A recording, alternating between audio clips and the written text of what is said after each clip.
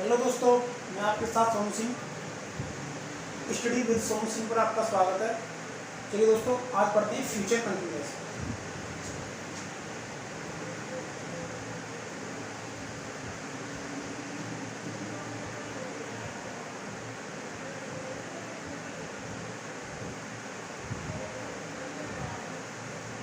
ठीक है, future continuous tense. चलिए, कैसे पहचान करेंगे कि ये फ्यूचर कंटिन्यूअस टेंस है। अब इसकी मैं डेफिनेशन बता देता हूँ। पहचान,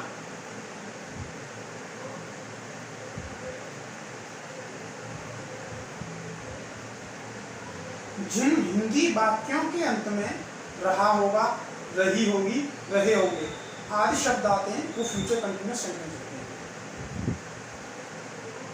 जिन हिंदी वाक्यों के अंत में रहा हुआ, रही होगी, रहे होंगे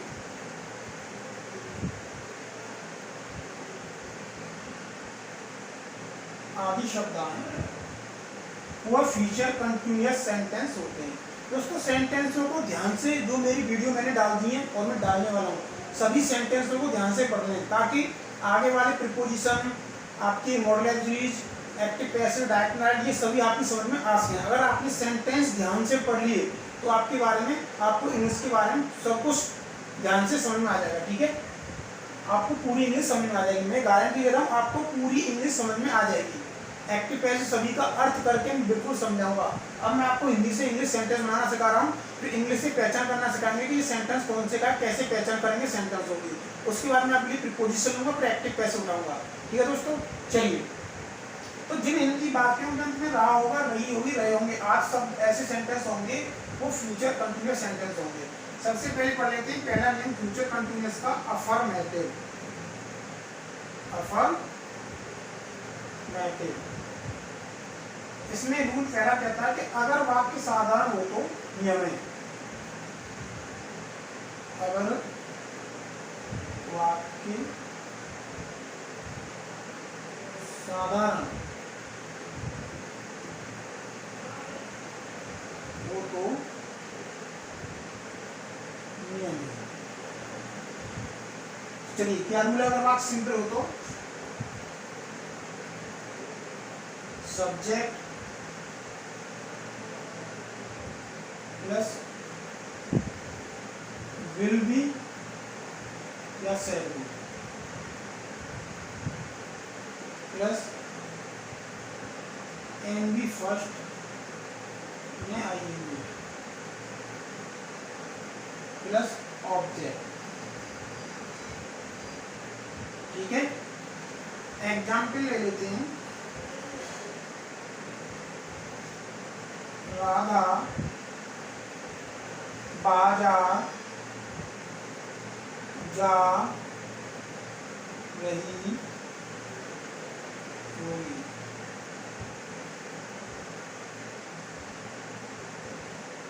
मोहन तालाब में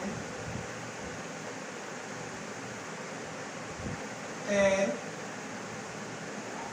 रहा होगा।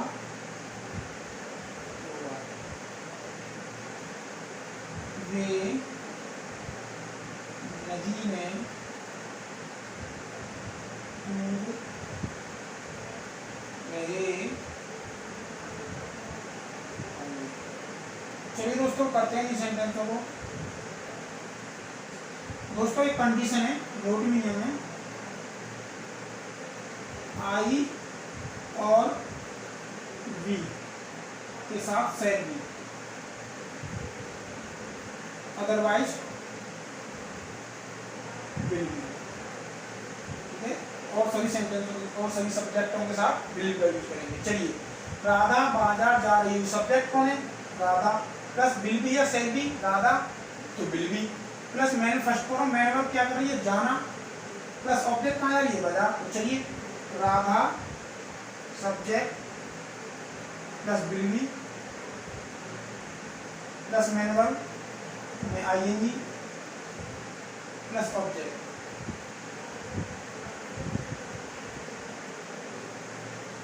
Radha will be going to market. ठीक है, मोहन तालाब में तैर रहा होगा, subject Mohan will be swimming, swimming तालाब में इन द पॉन्ड। चलिए, वे नदी में कूद रहे होंगे, they will be jumping in the river.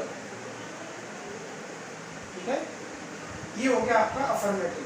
चलिए दोस्तों, अब पढ़ते हैं नेगेटिव। अफर्मेटिव आपकी समझ में आ गया ना?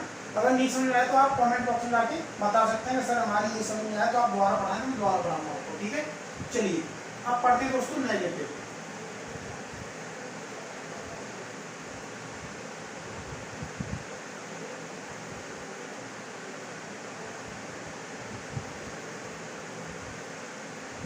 चलिए नेगेटिव नंबर 2 पे नेगेटिव।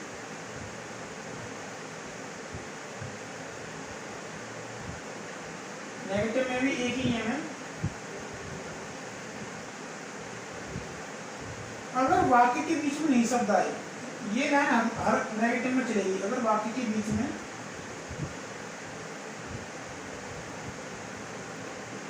नहीं शब्द आए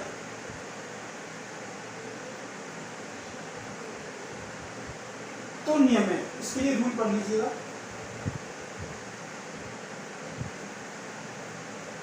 subject plus will not be, will और बी के बीच में आएगा नॉट, या shall not be plus M B first में आईएनजी प्लस ओके। ठीक है, चलिए हम बाजार नहीं जा रहे होंगे, तुम अपनी किताब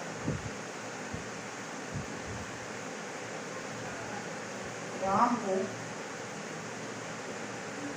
बेच रहे होंगे। चलिए, सब्जेक्ट वी सेल आगे वी के साथ से नॉट बी, मैनर उठा लीजिए, going to market. We shall not be going to market. तुम सब्जेक्ट प्लस विल नॉट या shall not plus main verb बेचना सेलिंग प्लस ऑब्जेक्ट इसको राम को सेलिंग या फिर अपनी किताब टू राम। तो subject you will be, you will तुम अपनी किताब राम को नहीं बेच रहे होंगे, यहाँ पर नहीं लिखिए, नहीं बेच रहे होंगे। You will not be selling, अपना अपनी यू तुम के साथ योर को।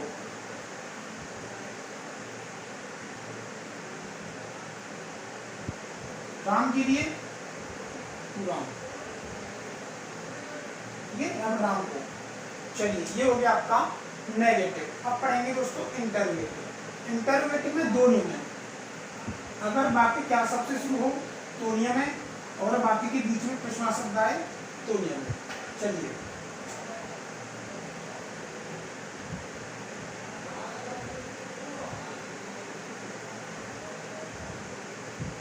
इंटरोगेटिव फर्स्ट नियम, अगर वाक्य क्या शब्द से शुरू हो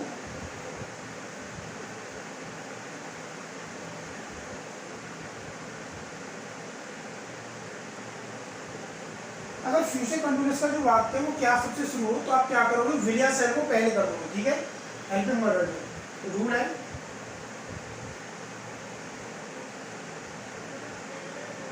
विल या shall plus subject plus be plus N B, first में आईएनजी प्लस ऑब्जेक्ट, ठीक है। क्या राधा गाना गा रही, क्या वह अंग्रेजी बोल रही, चलिए कैसे करेंगे, राधा है तो विल राधा बी गाना सिंगिंग अ सॉन्ग, ठीक है। क्या होगा, अंग्रेजी बोल रही होगी, will she be speaking English, हो गया आपका इंटरव्यू का फर्स्ट नेम। सेकंड नेम क्या कहता है, इंटरव्यू का थर्ड नंबर में जो होता है इसका फर्स्ट नेम है, पहला नेम ए नेम, ठीक है। बी नेम, अगर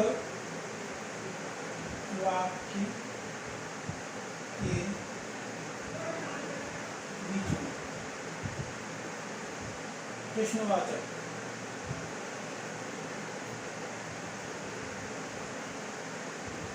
आए तो नियम, प्रश्नवाचक शब्द आए तो नियम, तो कैसे करेंगे, रूल है English of question word plus वही लगेगा आपका विलियस है plus subject plus be plus M B, first में I N A plus object, ठीक है।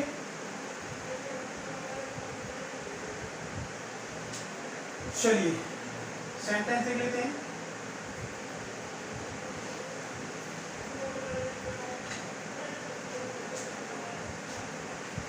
वह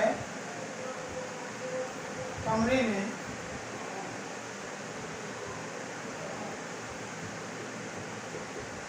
कौन सा गाना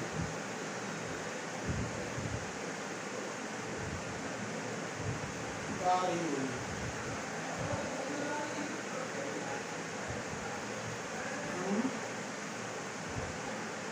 तुम्हें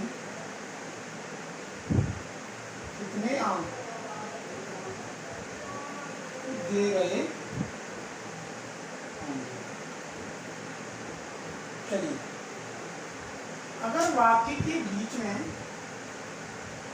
प्रश्नवाचक शब्द आए तो नियम है English of question word plus विलियस है plus subject plus be plus N first में आइए प्लस ऑब्जेक्ट। चलिए तो कौन सा गाना, विच सॉन्ग, वह है तो विल सी बी सिंगिंग, कमरे में इन द रूम, ये हो गया। हम तुम्हें कितने आम दे रहे हैं, कितने आम, how many mangoes,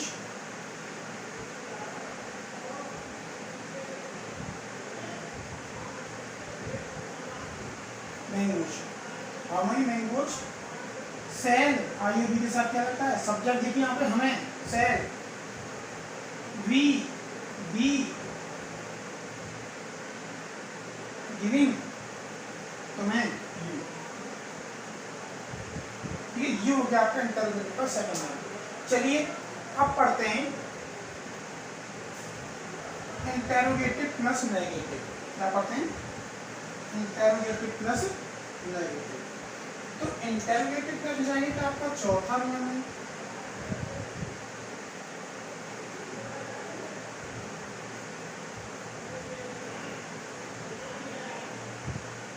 plus negative. तो इंटरोगेटिव प्लस नेगेटिव का फर्स्ट नियम क्या? चलिए पहला नियम पढ़ लेते हैं कि अगर वाक्य क्या शब्द से शुरू हो और बीच में नहीं शब्द आए तो नियम है। तो अगर वाक्य, मैं हिंदी में लिख नहीं रहा हूं, अगर वाक्य क्या शब्द से शुरू हो और बीच में नहीं शब्द आए तो नियम है। तो क्या क्या नियम है? विल या shall plus subject plus not plus be plus N B third, sorry N B first में I N G plus object. ठीक है, विल या shall plus subject plus not plus be plus N B first में I N G plus object. क्या राधा गाना नहीं गा रही होगी? क्या मैं उसे नहीं पीट रहा हूँ? रहा होगा, रही होगी, रहे होंगे फ्यूचर कंटिन्यूस। तो क्या राधा गाना नहीं गा रही होगी? तो कैसे करेंगे? विल या shall plus subject Radha plus not plus be plus main verb sing a song. Sing नहीं सिंगिंग। ठीक है, अ सॉन्ग।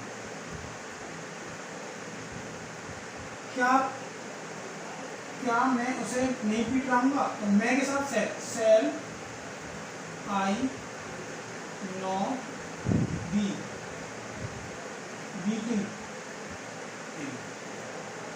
ये हो गया आपका इंटरोगेटिव प्लस नेगेटिव का फर्स्ट नियम।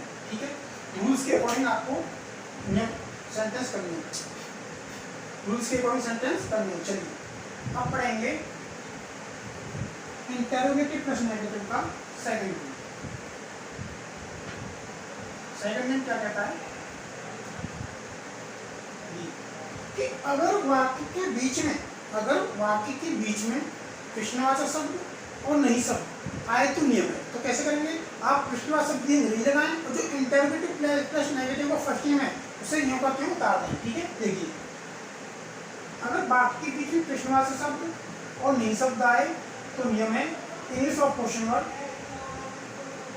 प्लस विल या shall plus subject plus not plus be plus N B first में आएंगी प्लस ऑब्जेक्ट। चलिए तुम स्कूल क्यों नहीं जा रहे होंगे? English of question word why plus will या शैल तो मैं तो will plus subject you plus not plus be plus going to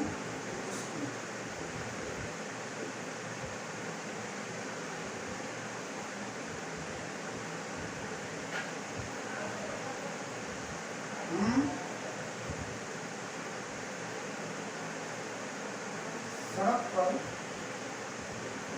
क्यों नहीं दौड़ रहे होंगे? कैसे करेंगे? English of question word plus will या शैल तो shall plus subject plus not plus be दौड़ना रनिंग सड़क पर ऑन द रोड। ये हो गया आपका इंटरोगेटिव प्लस नेगेटिव। चलिए दोस्तों, फ्यूचर कंटिन्यूअस मैंने बिल्कुल फिनिश करा दिया है। इससे संबंधित कुछ सेंटेंस लूंगा, फिर कराऊंगा मैं आपको प्रेजेंट परफेक्ट अगर आपको मेरी वीडियो अच्छी लगी हो तो लाइक करें, शेयर करें, सब्सक्राइब करें। जय हिंद।